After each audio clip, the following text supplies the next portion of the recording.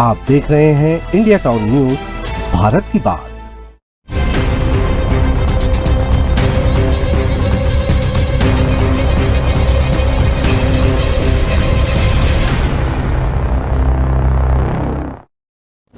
छत्तीसगढ़ में आज भी बहुत से ऐसे स्थान हैं जहां रहने वाले लोग बुनियादी सुविधाओं के अभाव में जीने को मजबूर हैं। बिजली, पानी, सड़क तो छोड़िए, यहां रहने वालों के सर पर ठीक से छप्पर भी नहीं है। आज तक यहां शासन, प्रशासन और विकास पहुंचा ही नहीं है। साथ ही इन सुदूर स्थानों पर मीडिया भी नहीं पहुंचा। इंडिया टाउन न्यूज का कैमरा आज ऐसे ही एक स्थान पर पहली बार पहुंचा है जहां आज तक इन घनघोर जंगल में रहने वालों के सिवाय और कोई पहुंचा ही नहीं। देखिए हमारी ये खास रिपोर्ट जो भेजी है हमारे संवाददाता शैलेश सिंह और उनकी टीम ने।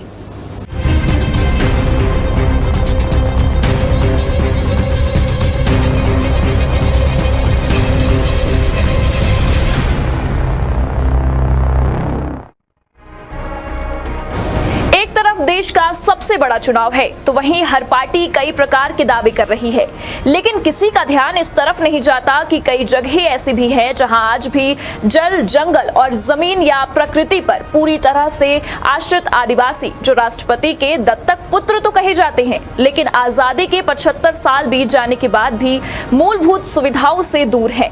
इन इलाकों में जाने के लिए एक आदत सड़क भी नहीं बन सकी है, जहां मतदान करने भी उन्हें कई किलोमीटर की दूरी तय करके जाना पड़ता है। ऐसी ही एक जगह सरगुजा जिले के मैनपाट में है जहां आज तक कोई नहीं पहुंच पाया। वहां मीडिया के नाम पर भी इंडिया टाउन न्यूज पहली बार पहुंचा।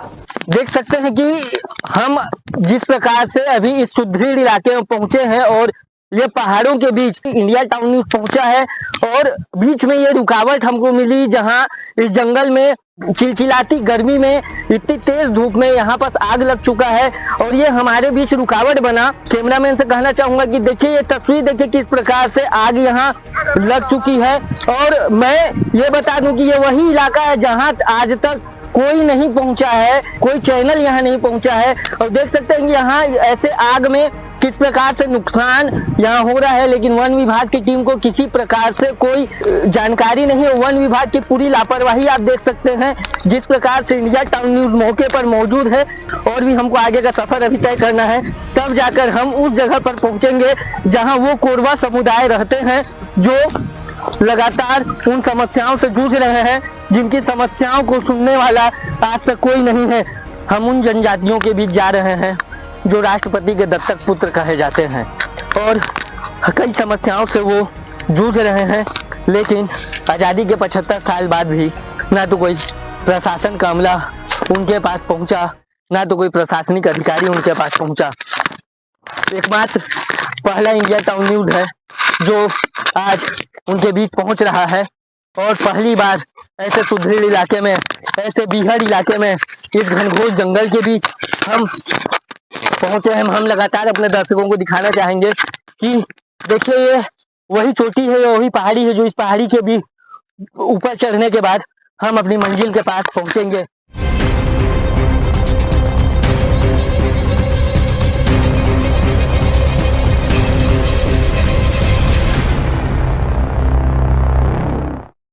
इंडिया टाउन न्यूज की टीम ने 8 किलोमीटर से ज्यादा की दूरी पैदल ही तय की और जंगल, पहाड़ों की भारी समस्याओं का सामना करते हुए उन जनजातियों के बीच पहुंची जहां आज तक कोई नहीं पहुंचा था।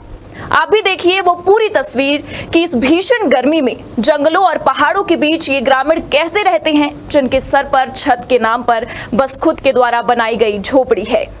ना तो कोई प्रशासनिक अमला पहुंचा है, एकमात्र इंडिया टाउन न्यूज यहाँ पहुंचा है 75 साल बाद। आप देख सकते हैं कि किस प्रकार की यहाँ स्थिति है, कितने हम मुसीबतों का सामना करके यहाँ पहुंचे हैं और यहाँ पर पहुंचने के बाद हम आपको दिखाएंगे कि कैसे आज भी ये समुदाय, कोरवा जनजाति के लोग राष्ट्रपति के दत्तक पुत्र किस प्रकार से परेशान हैं।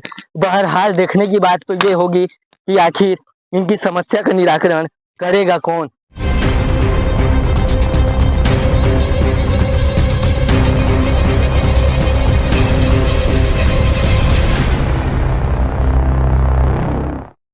ये वो जनजाति है जिसे राष्ट्रपति का दत्तक पुत्र कहा जाता है, जो इन पहाड़ों और घने जंगलों के बीच रहते हैं और पूरी तरह से जंगलों पर निर्भर रहते हुए अपना जीवन यापन करते हैं।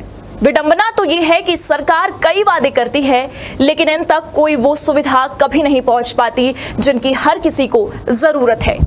मैं सीधे यहाँ पर जो है माता है उनसे भी बात करना चाहूंगा। जी, आप लोग कब से यहाँ पर रह रहे हैं?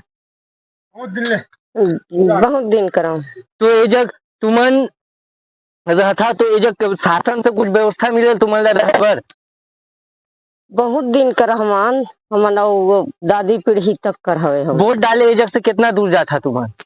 चैनपुर 10-12 किलोमीटर पैदल चल के जाता। हाँ, गाड़ी घोड़ा कुछ व्यवस्था शासन नहीं करे? हाँ कुछ नहीं है। और ये जग तुम्हारा सरकार से घर मिली से कि नहीं? अभी नहीं मिला। नहीं मिले से। अब का करबे गुजर संस्कार होता है पान पताई लेके का करबे उसने गुजस करो तो पानी का साधन नहीं है ना कुछ का साधन नहीं है साहब। सरकार के द्वारा आप लोगों को राष्ट्रपति के द्वारा गोद लिया गया है, उसके बाद भी शासन प्रशासन आपके लिए कुछ नहीं कर रहा है। नहीं तो कह रहे हैं साहब। कुछ नहीं करी साहब। आप लोग पानी लेने यहाँ से कितना दूर जाते हो? पानी ले तो बहुत डोला है साहब, एकदम वही गज के नीचे बहुत तकलीफ है। और आप लोग अपना राशन पानी कैसे लाते हैं? यहाँ से सोसाइटी कितना दूर है? सोसाइटी अभी चैनपुर है। चैनपुर यहाँ से लगभग 2 किलोमीटर। 2 किलोमीटर, यानी कि वजन अपने शरीर पर लेकर आप आते हैं।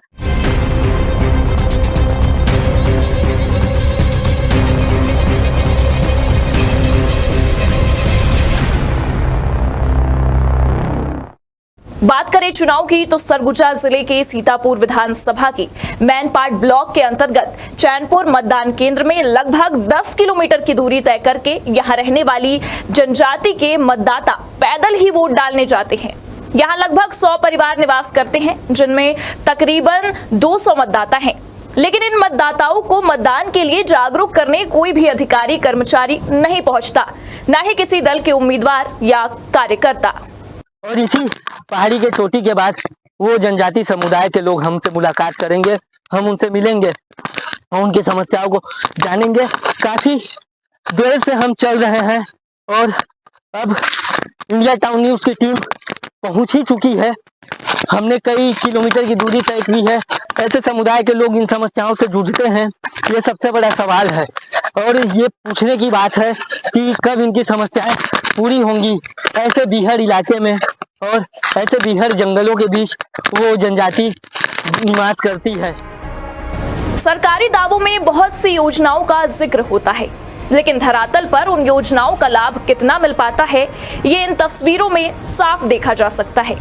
आज भी झोपड़ी नुमा कच्चे मकान में अपना जीवन यापन कर रहे इन ग्रामीणों की अगली पीढ़ी के भविष्य की तस्वीर भी साफ है कि जहां बच्चों को बुनियादी शिक्षा भी मिलना मुश्किल है, ऐसे में ये कल के नागरिक क्या कभी इन जंगलों से निकलकर एक नया सवेरा देखेंगे?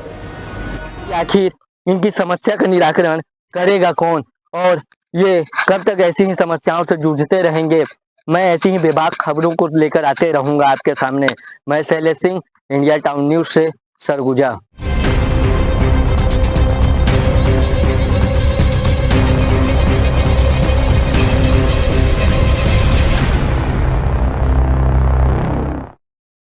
हमारे संवाददाता शैलेश सिंह पहली बार इस पहाड़ी पर पहुंचे तो उन्हें और उनके साथ गई इंडिया टाउन न्यूज की टीम को जिस तरह की समस्याएं पेश आई, इससे समझा जा सकता है कि पानी लाने से लेकर सोसाइटी से मिलने वाले राशन या अन्य जरूरत का सामान जुटाने में इन ग्रामीणों को हर रोज जिन परेशानियों का सामना करना पड़ता है, वे किसी के लिए भी आसान नहीं।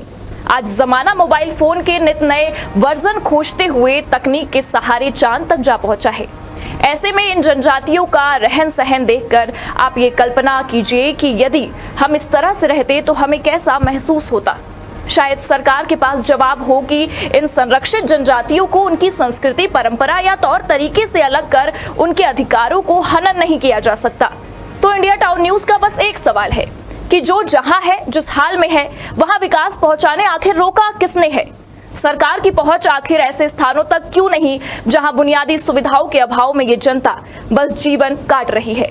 ऐसे ही स्थानों तक हम फिर पहुंचेंगे और लाएंगे वो रिपोर्ट जिनका सरोकार जनता है, क्योंकि समाचार के नाम पर सिर्फ सनसनी फैलाना हमारा उद्देश्य नहीं। हमारा लक्ष्य है हमारे माध्यम से जनता से जुड़ा हर मुद्दा जनता के सामने आए। फिलहाल दीजिए हमें इजाजत। नमस्कार।